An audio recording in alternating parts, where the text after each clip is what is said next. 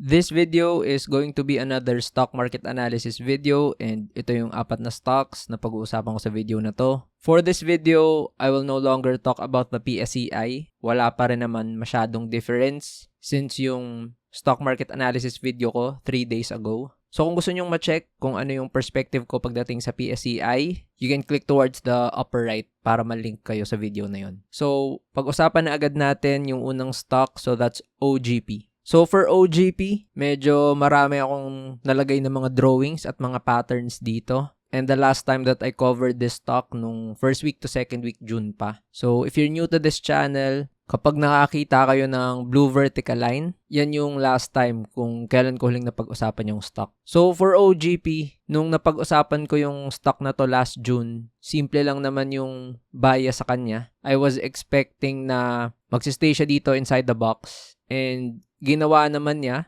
Although several times sana siyang nag-try lumagpas dito sa R1, dito sa around 33 na price level, no? So trinay niyang i-test palabas yon around June 17, tapos ginawa niya rin nung July 6, and then tumatapik siya doon nung July 23, no? Hanggang last week of July. So fortunately, for the past few days, tumaas yung galaw ng OGP tapos finally nakalagpas na siya dito sa resistance 1 niya. So yung naging catalyst kasi niyan is yung gold from a level of around 4,000, umabot na siya sa 4,300 to 4,400 na area. So of course, since OGP is a gold mining stock, beneficial sa kanya yun, no? And then fortunately enough din, yung OGP ang ginawa niya, nag-revisit lang siya dito sa possible support niya, yung around 29.8. Buti at hindi siya nahulog dito sa S1. No? So I'm going to delete some of the drawings or the patterns here kasi naging iba na yung mga key levels ng OGP. So kailangan ko nang tanggalin tong box since hindi naman na siya nagkakaroon ng consolidation. And then all the support here sa baba along with the resistance. So meron ditong nakalagay na bought price. If bago ka pa lang sa channel na to, yung gamit ko kasi na charting software is yung sa broker ko. So that's Investrade and automatically lumalabas yung position ko sa portfolio whenever I use the chart. So meron kasi akong position dito sa OGP. So for OGP, meron siyang iilang resistances dito sa 38 pataas. So itong R2 na resistance, of course, magiging na siyang R1. And then yung R3 resistance, ito na yung magiging R2. So important level itong R2 kasi meron siyang double top dyan sa short term. And then, ito na rin yung 52-week high niya, no, ng OGP. And I also believe ayan na rin yung all-time high. So, ayun, wala nang ibang resistance, no. So, for OGP, yung support naman niya, of course, yung previous niya na R1. Although, para sa akin, mas mataas lang ng onte kasi andito na sa around 34.10 yung support, no. Yung previous na nag-fail na mga resistances nung nagtatry siyang lumabas doon sa box na pinakita ko kanina. So, para sa akin, ang support na ngayon ng OGP is itong S1, no? So, ano yung pwedeng maging galaw ng OGP moving forward? So, ang dapat abangan dito sa OGP, meron kasi tayong inaabangan na X-date, which is August 19. Ito yan. And merong cash div rate na around 1.29%, no? So, that means sa X-date, which is August 19, it's possible na mag-drop siguro yung OGP between 1 to 2%, no? As the price makes a re-rating. Pero hindi naman siya something to be worried about. Sa price ngayon ng OGP, pag nag-drop siya ng 2%, parang babalik lang siya dito sa around 36.70 plus, no? So, I think ang mas malaking factor nito sa OGP is kung yung gold ba, tataas pa or bababa, no? So, definitely, gold needs to go higher kung gusto ng OGP na makalagpas dito sa mga resistances niya. So, in the event na manghina yung OGP, tapos mauntog lang siya dito sa R1, then it's possible, no, na magstay siya dito inside a consolidation ranging between S1 to R1. Pero yung immediate milestone talaga ng OGP is makalagpas siya dito sa 38 and then of course eventually yung 40.50 or makapunta siya sa 41 na price area. So for OGP, na-mention ko naman kanina na meron akong position dyan. So I have an OGP position para sa aking long-term portfolio, position trading investing portfolio, roughly around 12% gains na, and meron din akong position sa short-term to medium-term na swing trading na strategy sa Investotrade ko na port. So, if you're interested to know kung ano yung magiging approach ko pa sa OGP moving forward, kung ba't ko binili yung stock na to a few days back, napapag-usapan ko yung mga portfolios ko sa membership group ng channel na to sa private community. So, ito yung mga different types ng membership, no? Along with the numerous benefits and perks ng each membership. So, to apply to the membership and private community, all you have to do is send me an email.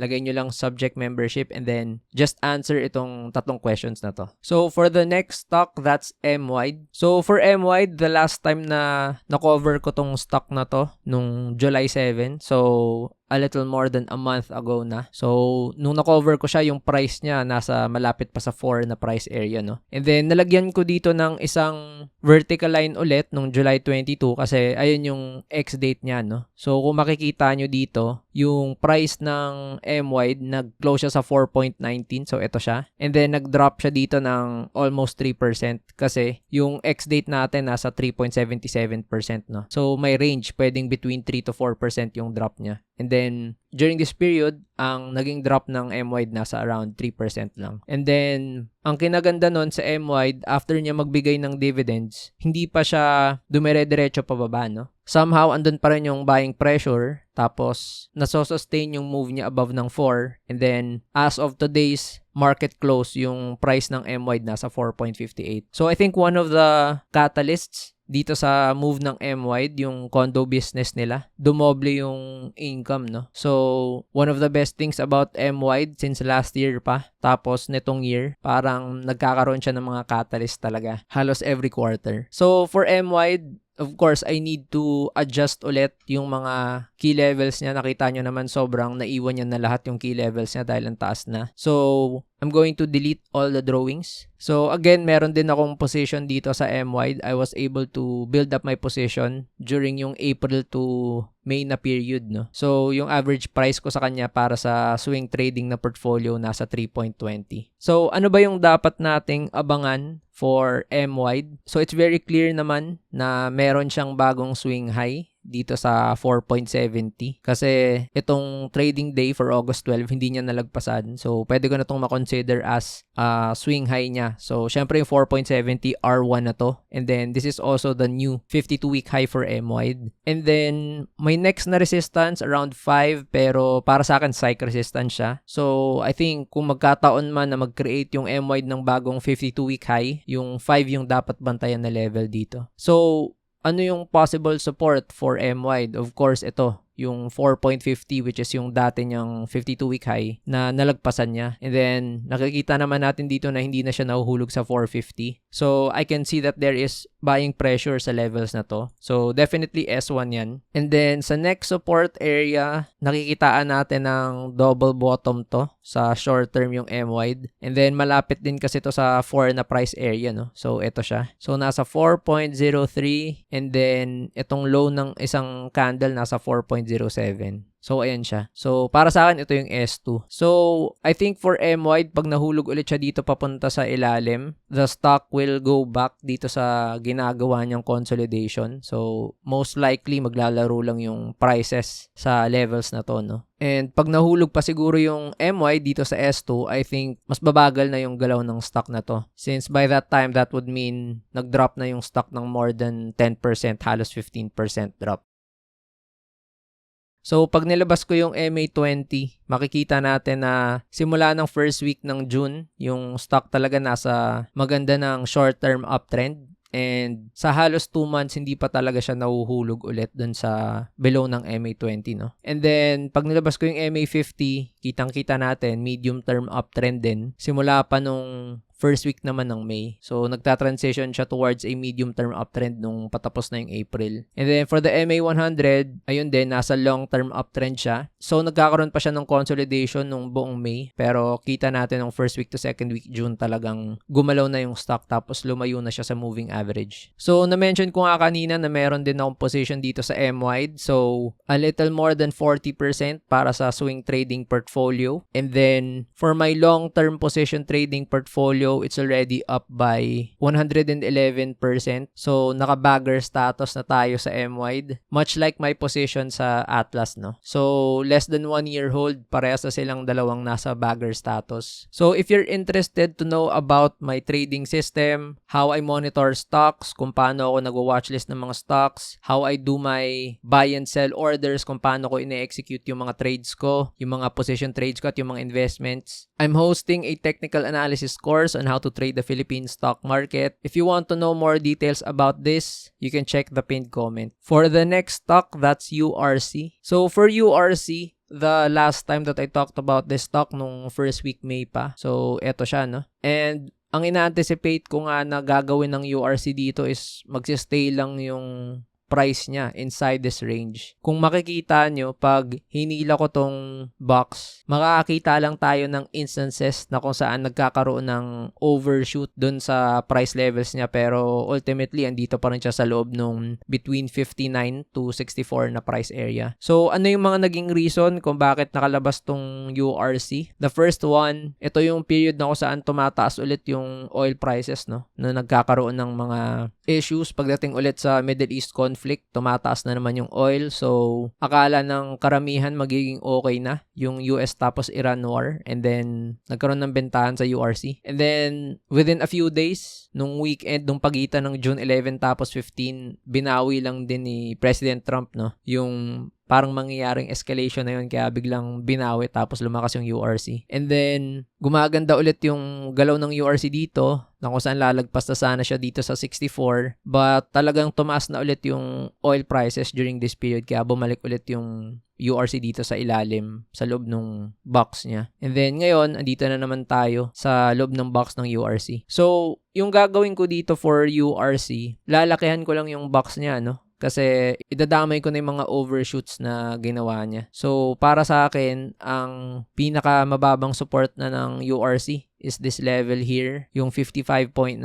And then, pagdating dun sa upper part ng range niya, andito na sa may 65.95, no? So, ayan na tayo. And then, itong R2 resistance, gagawin ko lang tong R1. So, ang ibig sabihin niyan, yung upper part ng range niya papunta dito sa R1, 66.70. Ayan na yung main resistance. So, for URC, it looks like meron siyang pinakamalapit na support around dito sa 58 na level. So, this is S1. And, of course, that means yung bottom part ng range, ito na yung magiging yung S2, no? So, it looks like URC is still in a consolidation. Nasa loob pa rin siya nitong box niya. So, nag-aantay lang tayo ng possible na good news or catalyst para yung URC matulak yung price papunta dito palapit sa 66 na price area. So, I think pag nagkaroon pa ng selling dito sa URC, ito yung mga prices na dapat abangan, yung S1 tapos S2. And then, for next month, yung dapat abangan dito sa URC, malapit na yung X-date niya, which is September 3. So, that's around 3.93 na